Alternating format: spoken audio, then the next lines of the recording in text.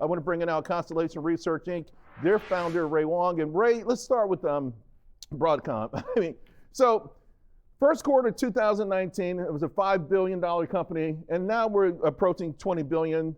There's just firing on all cylinders. Just your assessment, your general assessment on that quarter. Look, we need chips. Broadcom's a huge player. They're a huge player in the AI and the data center space. And look, with a $100 billion line of sight into revenue, who's going to complain? And they're also got the software part with all the VMware piece on the back end as well as a backstop. So they're very diversified. They're in the right space and they're jumping into. Their AI revenue doubled. Yep. By the way, first time they gave guidance in 80 quarters. So that's confidence, right? They're saying, hey, this is the time. This is the time. By the way, not only are they saying it, yesterday we started the day with Anthropic, right? Anthropic finally, in my mind, sort of answering the question. The big question everyone's had is, where's the return on investment? All of this money by hyperscalers and whatever. Well, they're saying, listen, it wasn't just long ago, it was $1 billion company, 2024 December. And then last December, it was a $9 billion company. 2 months later, it's a $20 billion company. That's return on investment.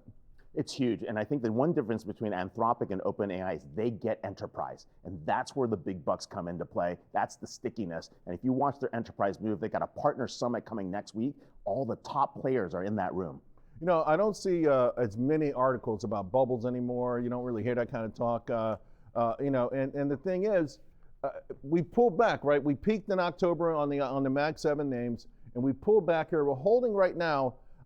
Your thoughts on maybe this is being the area that people should start focusing on, maybe start to build positions? I would come back and build positions. There are a couple of companies. You have to remember, like in software, the new moats are different. It's not the number of engineers. It's your data sets. So do you have sticky data, transactional data? It's your distribution model and your channels, and it's your relationships. And that takes you into the enterprise space. Workday, ServiceNow, right? I mean, I'm gonna get on software in a minute, but let me stick with the hyperscalers for 1 second, because you do have some Mag 7 or mega cap names that we're gonna bring them up that you think are buys right now. Palantir, which obviously is getting a lot of amazing press. I don't know if you read the article, the role they played in just planning the Iran war. Yeah, I mean, just absolutely amazing, along with Anthropic, Google, Alphabet, of course, and Tesla. Let me ask you about Tesla, because Tesla's got a lot of cash, they're pivoting, and they're making a transition, obviously, from EVs to robots, and of course, Optimus and those kind of things. As an investor, how long do you wait for those to start to reveal themselves, or do you start to get positioned right now? I would get positions right now. Near term, it's the energy business. Watch those mega packs. Going forward, it's going to be what you do with the robo-taxis. But then the question is, are they going to actually pick up and put Tesla and roll it into SpaceX? That's the question we're all asking, and that's going to be the mega one. All right. I got to ask you a question, speaking of a mega question. So stock-based compensation, we're seeing this more and more as a reason to avoid technology names. NVIDIA says in their next earnings report, they're going to put it out there. They're going to tell you how much they're using, how much they're spending or giving away to workers, stock-based compensation.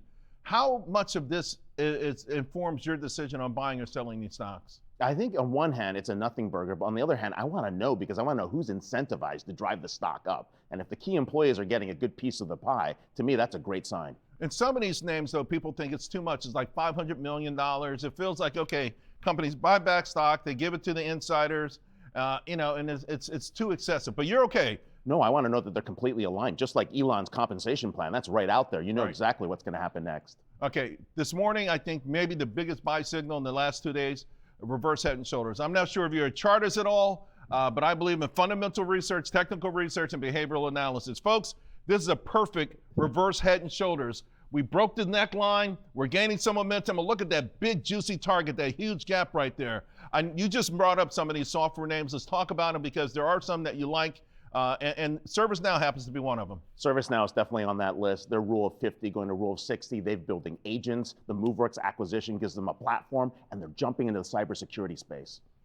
There it is there. Look at this. So this is a beautiful chart. A beautiful chart. You know, this is what I love down here at the bottom, folks. See the green down there? That's your volume. That's what you call a classic capitulation. Huge volume. They sold it like crazy. Everyone panicked. Maybe that's what you want, right? On those technicals, you jump right in. I mean, that's like a no-brainer right there. So overall, Ray, before I let you go, because I love that you're not this is what you do. You're not one of these guys who comes and kicks the tires. You're not a Wall Streeter who just says, hey, you know what? I want to buy a tech name. How are you feeling overall about this tech revolution? Are we on course? And by the way, the role that it's played in the conflict, does it tell us that we should be investing the amount of money that we've invested? I feel like this is a stamp of approval. It is a stamp of approval, and here's the thing.